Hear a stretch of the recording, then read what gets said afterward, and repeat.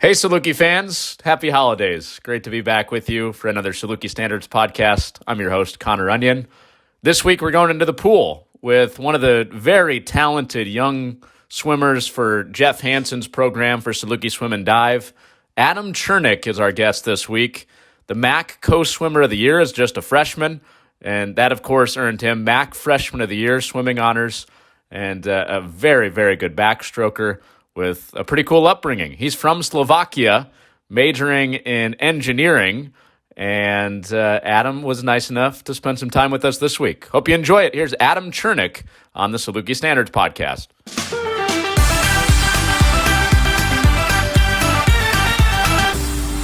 This is a weird time to be an international student, I know that, but how you hanging in there? Yeah, it's been tough.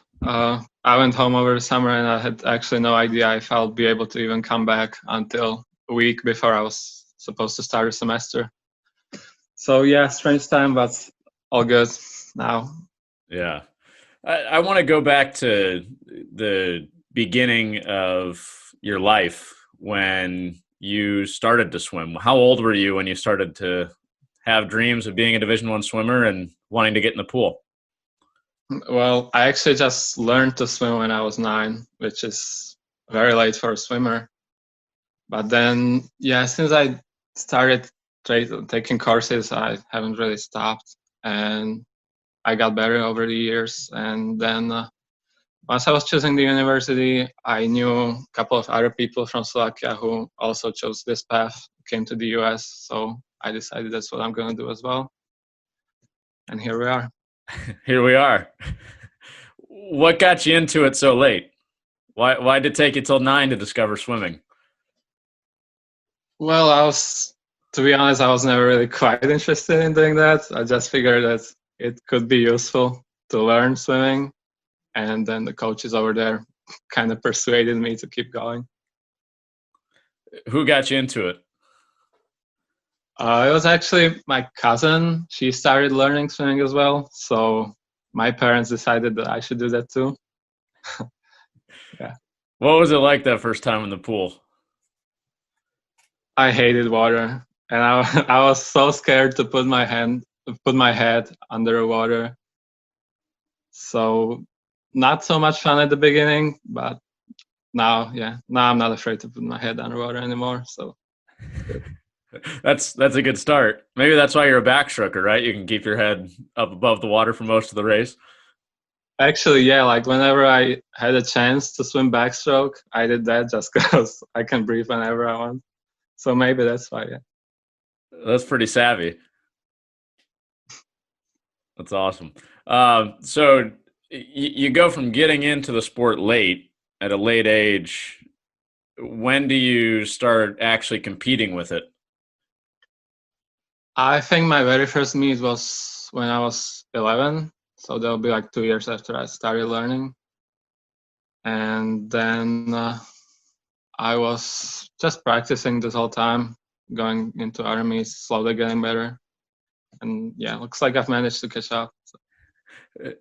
Yeah, I'd say you caught up pretty well. Were you any good at first? I wouldn't really say so. I had a really bad luck, let's say. Every time we had like meets or nationals or anything like that at home, I always came fourth. And yeah, I was starting to get mad about it, but then I managed to break it down one time, and after that, it was all good. When did you win your first race? I was 14, and yeah, then I went the nationals for my age group in all the freestyles and all the backstrokes. So I never really won a race before, and then it was 6 races in one meet. You won 6 races in one meet? Yeah. What? Wow. Yeah, it was unexpected, let's say. So you're telling me that you went from 3 years of swimming competitively, never winning a race, and then you win 6 in one meet? Yeah, that's correct. What was the light bulb moment? Why did you pop off in one race after never winning in 3 years? Well, that's what I keep asking myself even by today. I have no idea. I changed the coach a year before that, so I guess maybe that's why. But yeah, I couldn't really tell you. That's unbelievable. So that's when you're 14, you win your first race. So Yes. when did you start to look at schools in the United States to come swim collegiately? That was around where I was like 17, so it was my sophomore, junior year in high school. I just started, talking to universities, sending emails, and then from there, I kind of like chose my top couple of universities and kept talking to them, and SIU was one of them. And after that, I decided to choose SIU and signed here. What level of nervousness did you have about leaving your home country of Slovakia and coming over to the United States? Actually, not a whole lot. I guess just being a part of national team, I managed to do a lot of traveling and swimming in various places, pretty much all over the world. So I also have been here at the US before at the meet, so I kind of knew what to expect. So felt like I was as ready as I could be. So you were ready to get out of home. You're ready to go halfway across Well, the that world. sounds bad, but I was ready to try something else. I knew just all the time if I don't like it or something else bad, I can just come back home anytime. So What did your family and friends think of that decision? well, obviously they weren't happy to see me leave, but they also agreed that it's probably the best thing for me. So they were really supportive. When you finally get it down to deciding between your schools, why did SIU stand out to you? One thing that I really liked here were the coaches. I was actually recruited by the previous head coach here, Rick Walker, and then he retired before I even got here. So I never got him to train me, but yeah, now we have Jeff, Jono, and Ivan. I really love them, and they're great coaches. I feel like I've improved a lot under their coaching. So that was one thing, and then also I was pretty happy with academics here because that was also an important thing for me. Because obviously I know that swimming's not gonna pay for my bills later on in life. When Coach Walker retires, right after you've made your decision to come here, I mean, are you in scramble mode? Are you thinking, what the heck did I sign up for? I'm not even going to swim for my head coach. I did, yeah, because he didn't even like tell me anything that he's thinking about it or something. Then just I read it on the SIU webpage that my coach has retired, and I'm like, what am I gonna do now? But yeah, it turned out pretty good anyway. So What kept you from deciding to go somewhere else once your coach retired?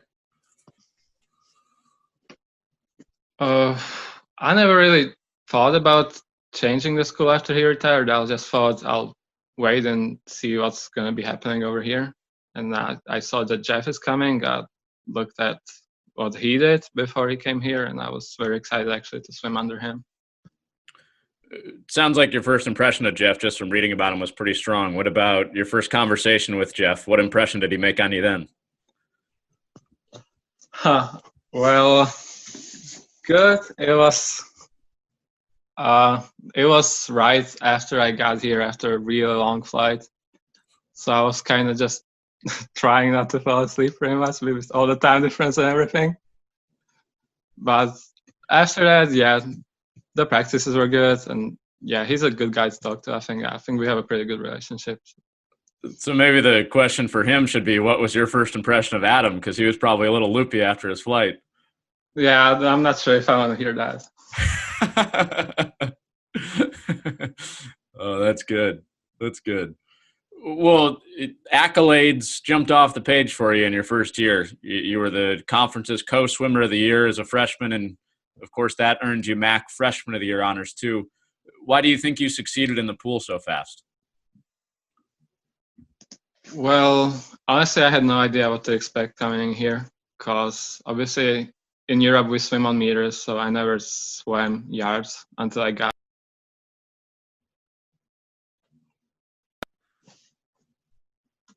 I didn't know where I was standing, and then just as the season went on, I saw what I did. I saw all the other guys did, And so coming into conference, I already know that I was gonna be the fastest seat time. So I was just trying to confirm that spot, and luckily I managed to do so. You knew you would be the fastest on your team, but did you know you would be one of the fastest in the conference?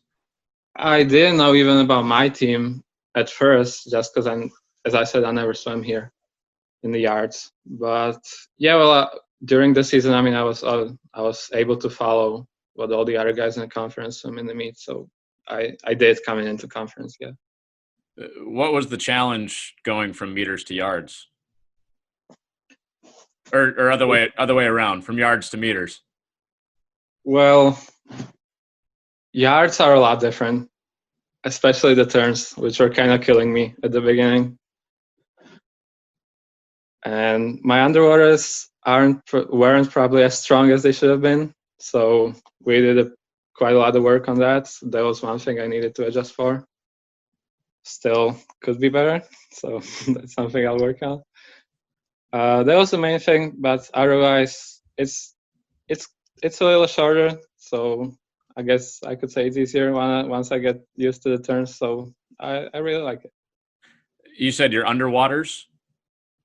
Yeah, after a turn you go underwater. You're allowed to do 15 meters, but I I don't do that yet, but we'll get there once. How do you get better at that? We'll just do a lot of hypoxic work. We'll try to not breathe. Either just underwater as much as I can, or we do a lot of 25s and no breath stuff like that. John No really loves that, so whenever he's riding practice, I'm sure there's something like that's gonna be here. So for people who aren't familiar, I mean, what type of exercises can you do to improve that part of swimming on your own? Well, I guess a lot of that depends on your core and legs. So just stuff for that. And with the breathing, yeah, just hold your breath and swim. Yeah. Well, you break a couple of records, school records, in the 100 and 200 backstroke at the MAC championships. We talked a little bit about how you became a backstroker because you didn't want to put your head underwater at first, but I mean, what else led to you becoming a really good backstroker? I really don't know. As I started being a backstroker, then I kind of switched to butterfly, which I hated, to be honest. Then I went to distance freestyle, and I think maybe I might have done too much work in distance freestyle because I never.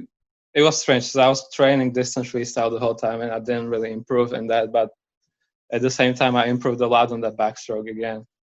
So then I just kind of switched back to backstroke again, and I guess I really like swimming backstroke. It's for me, it's the most fun of the stroke. So I also mentally, it's probably the best for me. When you're talking about school records and winning championships, stuff like that, I mean, it's hundredths of a second that separates, first from fourth in some cases. What separates a good backstroker from a great backstroker in your mind? Huh, that's a tough one. The underwaters, that's I know I keep saying that, but that's probably the main thing about backstroke, especially here in yards with so many turns. And yeah, I don't know, just endurance, I guess. Good technique, that's also important in backstroke. Give us a little technical lesson on backstroking. What makes good backstroking technique? I guess rotation is quite important. So you try to get one of your shoulders above the water so that you're also not so that you're under some kind of angle with the water level every time. That reduces your drag. That's probably the most important thing I would say. That's something I used to work on quite a lot. And I don't know, just other stuff like head position and trying to not cross the body line with your arms. That's something I should improve as well. This And that's just details then. There's a lot of small details, and in the end, it makes up for quite a lot of time. You were talking about head position. What do you mean by your head needs to be in the right position?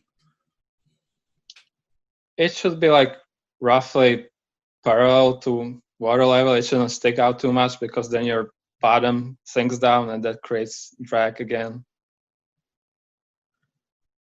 So full disclosure, I'm a horrible swimmer, but I've tried to swim backstroke before, and for the life of me, I cannot swim straight. How how difficult is it to go straight down the line when you're backstroking? Yeah, it's not always easy. It depends a lot on the ceiling, I'd say. In here, luckily, there's like straight lines going parallel to the pool on the ceiling, so I just try to follow one of them. But when I swim like outside open pool, then I can swim straight either. I just hit the lane all the time because there's just nothing to guide you. So if you get a ceiling at some meet that's like a bunch of zigzags on the ceiling, you might be in trouble. I am. That's fascinating. And I'm glad to hear that we have something in common, that we both can't swim straight in open water. Yeah, so now you know it's not just you. That's probably the only thing we have in common as far as our swimming ability. But thanks for pumping me up a little bit there. What's you've succeeded for your age group certainly, and in your conference. What's something that you do in your preparation, whether it's on race day or in the off season, that you feel like separates you from others that are your age? Well, I try to keep up doing some sports off season. Obviously swimming, but also I did quite a lot of running off season, which I am not a big fan of, but I just bring myself to do that so that I swim better. And then dryland is also important, and yeah, just whatever sports makes you have fun, just do them. And then on the race day, I don't know. I guess one thing I'm pretty good at is just staying calm during the race day.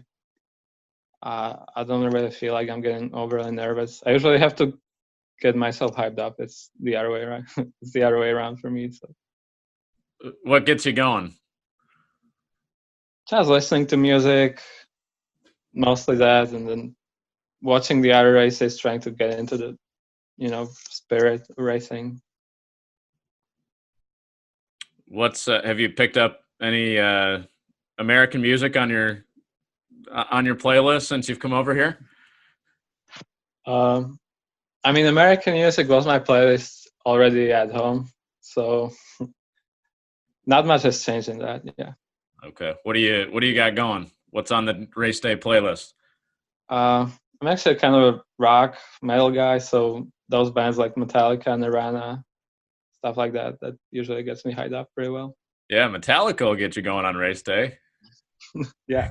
I mean, if that doesn't work, then I don't know what else. If your heart's not racing after some Metallica, then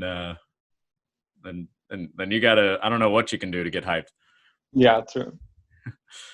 What do you think, Adam, is the most difficult part about your journey to this point, to get to the United States, to succeed in swimming, to succeed in the classroom? What's been the hardest part about achieving the level of success that you've gotten to?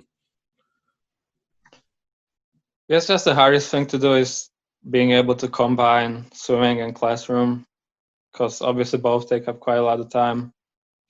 And it was difficult for me at home because school was in one town, swimming pool for me was in the other town, so I had a lot of commuting. And well, before I got 18, I had to just take buses and trains, everything. So that wasn't the best time. Yeah, I didn't really have much time left for anything else. But then it got better, and now it's even better because I'm just here, pulls 5 minute walk from where I live. School's right over here as well, so now it's better. So with that schedule growing up, it's almost easy now that you've gotten here. Pretty much, yeah. Yeah, you got your work done and your preparation done early. You've mentioned your major a couple of times. I'm intrigued by that. Automotive technology is what you've decided to major in. Are you still pursuing that? Actually, I switched my major after the first semester. I'm in mechanical engineering right now. I mean, it was a really good major, automotive technology. I just decided that as much as I love cars, I needed something broader, let's say, just so that it's not the only option I can go with once I'm looking for a job. So I chose mechanical. Then it's still stuff with machines and stuff, but it's more, general, let's say. What do you want to do? Well, still the cars would be preferred option. So just, I don't know, maybe some development for some car company. That would be my main goal. Volkswagen is in your hometown in Slovakia, right? Oh, it actually is. Yeah. Did I surprise you with that one? You did, yeah. Well, that's thanks to Wikipedia, by the way. So I didn't just know that off the top of my head. But I mean, how much did that inspire your love of cars and wanting to be in that environment? Well, that was kind of in me just, I don't know, when I was born. In the kindergarten, I already knew all the car makers and all the cars. I was just, walking down the street, I was like, oh, that's a Volkswagen, that's a BMW. So it's been in me, just this whole time. And then actually, funny you're talking about Volkswagen in my hometown, because that's actually where a lot of people go get a part-time job over summer. My age, I did that too. So that's also one of the things, I suppose. What's the most fascinating part of the car making process to you? I'm just interested in the technology, how to get, especially engines, how to get all the power from just, fuel and air mixing, how to make it as efficient as you can. So if I manage to get a job where I could do some development on that, that would be awesome. What's your ideal car design? Ooh, there's too many. Well, what are you looking for? Like if I'm going car shopping with you, I mean, what are we looking at? Like what's catching your eye? What's good? What's bad? I'm a big classic car guy, so it would probably be the older the better with me. And then just, whatever is fun. Do you have a classic car yourself here back home? I have in here I have a 1992 Volvo 240. Just because I wanted something reliable, old and European. There weren't many options there besides it, but I'm very happy with it. 92, man, that's older than you. It is, yeah. All right, when we see a 92 Volvo roaming around Carbondale, we know who's coming. Yeah, well, there's not many of them around, so probably that. Uh, I mean, looking ahead to the rest of your career, you've already earned MAC Freshman of the Year, Coach Swimmer of the Year. How do you build on that? How do you take that next step when you guys get back rolling again in the winter? Well, the first goal for the conference would be just defend the titles, try to improve the school records, and then I guess just the big goal over this whole time I'm here would be manage to get to the NCAA's, which I had the B cut for last year, but I didn't manage to get an invite. So I need to get a little bit quicker in there, and then hopefully it will happen. You think you're close? Well, always could be closer, but it wasn't. Yeah, the freshman year wasn't a bad start. So I just managed to keep improving on that. I guess there's a pretty good chance it could happen by the time I'm a senior. That would be great. Hope it happens. Thank you. If we see you rolling around in your 92 Volvo, we'll wave at you. All right. All right, sounds good. Thanks for your time, Adam. Thanks for having me.